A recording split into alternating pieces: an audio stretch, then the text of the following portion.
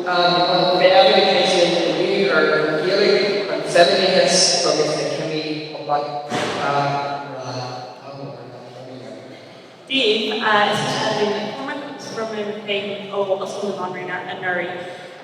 Bring me from coach Taija Arabella is on the cimí an cool atá agam an seo caiithmiad ó nó Gino McCormick, cúd blue days frizú le linn caiithmiad. Agus fád is garage frizú dawr sé súl le neart cimí eile a bhís frizú ag ná céine. Nervy me grounding over practice, the fun solder an agus frizú. Agus make lave tree lave lorhi an over danshime knockdown more over a curve eisbert na man. Bhí seo sigildom tuis grá mé irí adéh scéal trisdal. Bhí mé irí conisar álam síotanga na strategy éagsúla a bhí gceist agus iad fálam agus an tábhacht go bhána sintanga dómh. Bhí fun stadar a dhéanamh ar antanga le focus feminists. So, tá glór ábhar a dhéanamh play ar eisbert frizú a le na tribology. Mar hapland an upper shot upper Margaret Ward on Manchester Revolutionaries ar tá an simú agus ina capdel nua including she na mrá t-shirt agus freisin upper Fergus na Gunrichty atá an simú agus a current an bhéh na person tanga sa frizú. Agus na bléit beaga a nús tá Arden Ward thugtha ar lína féinmha a snéis ó iar presúnithe ar na Quebec. Thug méid fao deara go raibh muid Ward an upper a dtír ar eisbert na bhar agus go raibh siad gán ar ólas maidir leis an rá. Thug méid fao deara freisin céidir gneanna trónach na gimí ar antanga álam agus iad sa frizú go raibh aspa ólis ar fálam na bheaga agus iad sa frizú. Níl go leir taidir teinte ar na mrá nó an bheaga agus tá líslú taidir fós teinte ar na mrá agus iad ag fálam teanga. Le stadar a dhéanamh ar topic a gheart caiithmid teistechar ar na mrá a bhí sa frizú ag an am. Bhí mé iar scealta na mám seo a chluisteá. Bhí mé iar tuisteá céimhíar álam siad an teanga dé na hapaí a bhí ar fádó, céidir na deachtartaí a bhí rumpú agus an tábhacht a bhain leis an teanga dómh. Cormaic aglaim ar thugar ban a bhí sa frizú i mí gabrií agus in ardhacha le linn na caiithmiide. Beirt na mrá seo ná brí tránna agus Rosalie Ford. Bhí fun an ráid setna áil ar an eisbert go bhí ag an mrá seo leis an teanga. River frizú le linn an frizú agus tradition frizú. Agus adúir mé maidir leis an nás idir an bheaga agus an feminists. Bhí an good fragraí ítan himú agus cosú litliams differentí ag nach céim dan. Háim hóisiis den aglah na mórlam. Seo lista den na hamna a bhúin mar siad agus na hamna a bhúin siad amach agus seo na háitseanna a bhí na mrá. So feicimid raibh codeacu in ardhacha, codeacu in mí gabrií agus codeacu sa dáis. An trí príomh téma a bhí fun ar stadar dhéanamh ar in mar haide ná cadreamh idir an feminists agus na cimí poblachta an cé bhealach ar ólas na mrá seo an bheaga agus an tábhacht bhí sa teanga dómh. Agus an nás atá an idir an feminists agus an bheaga.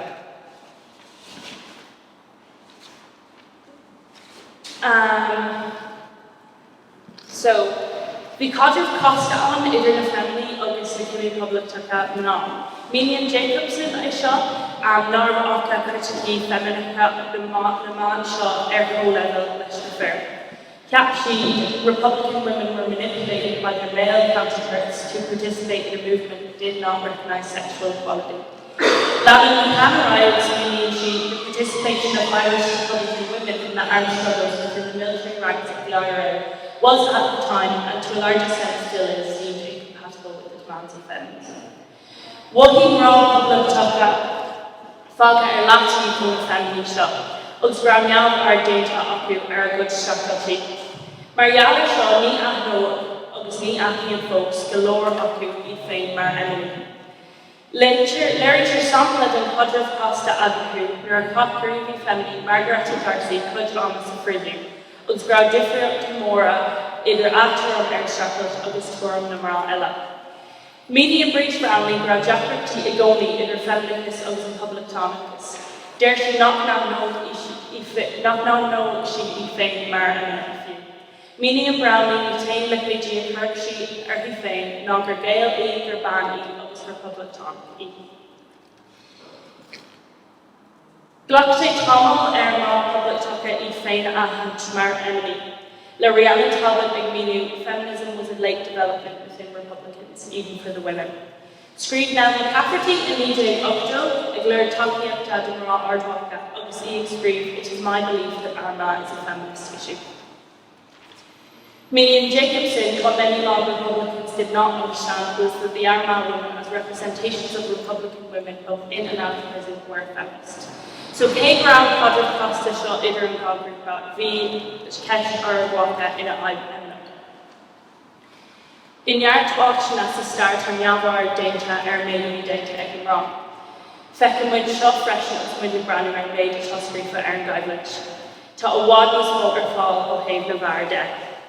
Ach mar tá mínithe tá Quadrant Costa an idir an Gogrúpa den an rá agus an feministas, agus nuair chur ceist ar thu Ra Oscar bit idir inchna agus an aspa literaíochta bhí tuairbí éagsúla ann. Ceap pushbal go réala go bhí námhar déanta ar rá in lachrúd a bhí ann, gus gurúis inchna a bhí ann. Ach ceap marrá eile na cúis ibricha a bhí ann. Tus go raibh gcónaí na céinte fearr sa frisú, ach fiú a líanasáir do ardhacha ní rá dachar bhean. Tá sna haglaigh léirí rá a lib an tábhacht a bhí an maidir leis an bhilge agus sa frisú.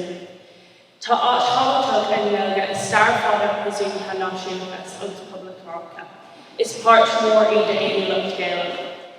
Cé nach raibh chuideachú lífa rinne si ar an bhilge úsáid a minic is gur féidir. Bhí fólam na Gaeilge go máid freisin mar rud éige le déanú agus iad sa frisú.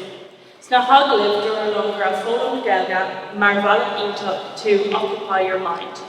Dúirt na mrá freisin go raibh siad nós acu a am sa frisú na úsáid an cíúir gan acusa a chuirthús ach idchas a bhairt dó féin. Tá nach raibh Gaeilge chuid mór den na bardaí sa frisú bhí an Gaeilge mar an áisiúil mar cheangaúna freisin. Míní an Brownlee go raibh an iiri sin go raibh na bardaí in an úsáid ina gcuine. Ach around Gaeilge mar cheanta na tain rudí gra an rá seo in an úsáid in an údarrás. Do go leir an rá bhí an deis bhí acu an Gaeilge eolalam san sa frisú mar cé deisceart a bhí acu leis an teanga eolalam. Cé gur an chuid mór acu tríd an Gaeilge a bheith acu mar ábhar sa bhanscoil nó sa bhanscoil, ní raibh mór an i gceist, níor eolalam siad ach wee phrases. Rinne Rosalie Corley an Gaeilge go dtí na GCSE agus ba isise an duine is lífa sa frisú ag an am, agus mar ghealais an isise an múteoir in Mí Gabhrí. Leabhar má freisin an Mairead Farrell a bhí mar múteoir acu. Míníonn siad go raibh an deis aici dul bhí an Gaeltacht ar bhí sin níos óige. An deis nach raibh acu, agus rud agus dóibh sin ceapt siad go raibh an Gaeltacht ina áit magical ó mystical mar sin. So, the Neart Valley éagsúla acu leis an teanga eolalam san sa frisú, an gá príomhbealach ná ó na chéile agus ó múteoirí fostaithe. Nuair bhí siad na mráise ar achar, so le raibh siad dírithe rid na mrá le múteoir á. Fostaíodh Seán ó Bhail, tháinig sé go seachtainú agus hatan na rangana móra, hatan na rangana go mór leis an rang. Dúirt siad gra sin an maidin gló. Ach nuair díreú na mrá sin deire leis na rangana. I níl sin hit stúlgus leis an teanga eolalam agus an bhúna ar go féin. Agus as sin tháinig an sort pyramid seo. Bhí na daoine is lífa ag an mór ag múna, agus nuair a bhí agóid nátaí ag leibhéal áirithe, thosaigh siad ag múna freisin. Agus tréis tamil bhí cuile gcuine ag fálam agus ag múna ag aon amháin. Níos déanaí agus iad Mí Gabhrí bhí isisiús formálta acu a rís agus tháinig catóíon seach. Bhí buntáistí agus bhí buntáistí ann leis an dábhailach, bhí na mrá tuaireanta ó thaobh méid raibh siad in an múna dá chéile, tá sin nach raibh siad in an má lífa, ach bhí na múteoirí lífa agus bhí na háisina le acu. Ach, bhí is ag na mrá na focail agus na phrásaí agus na téirmí cearta le múna dá chéile. Agus nuair a tháinig na múteoirí isteach uaireanta bheadh si de múna rudaige nach rá de dhíth ar na mrá is saoil frisú. Bhí an gailge le péidí hamar sais earlis ag uachtarás na frisú, agus mar gheallar sin bhí seachna níos déine an ábhar a bhí an teachtasteach agus ag fágan na frisú a bhí trí gailge, agus go minic le cinseacht an don ábhar sin. Tugadh litrecha nó áisinasteach na písí mór dubha leis an gailge clúdaithe. Bheadh ar thu fanacht níos faide ar áisina le ghuairta as gailge teachtasteach. Current Bramley sheets are literal worship O'Hara a bhí písa mór dó trí gailge, ach faoin an go worship a ní raibh si fácha ach le leathnach le dubh air. Nuair bhí McCorley an mí gabhraí agus bhí si Jenny Stoddard agus ag olbhú lena A-level a dhéanamh. Dhéanamh si aistriúchan ar nuachtáin leithú lá, ach bheadh máil go minic ar thuíoh fáil nuachtáin. Cé go raibh gailge de caid an ard galóir a chuirtmór an má seo an siad sa frisú, ní bhain an galóir ócú úsáidin fú gailge in éis sin a saolta. Ní dhéanamh siad bhfuil siad lífa a heile. Dúirt siad gra sé níos éasca orthú an gailge úsáid agus siad sa frisú tuis go raibh an in-your-face defiance an. Déanann galóir an rá iirecht a gcuid cúpla focail a úsáid in éis, ach luimhneart acu sin in athfóil na gailge. Fecinn si go lid atá an leis an gailge agus tá si simú galóir gur chuir na rá a le go páistí acu agóid gailge, agóid páistí tríd an gailgeachas. Luid Spawn Pilfeather gur 5 tábhachtach feminine bhí an gailge, cosúil le tabhaína mion teangacha a le. Luid si go bhfuil nearttíre ortha iltanga ach go bhfuil an dáthachas níos stebla i bhéú na haireann. Bhí meonteangacha go minic in úsáid sa bháile seachas sa suchaí, agus mar sin tá stadas na meonteangacha sa suchaí cosúil le stadas na mán.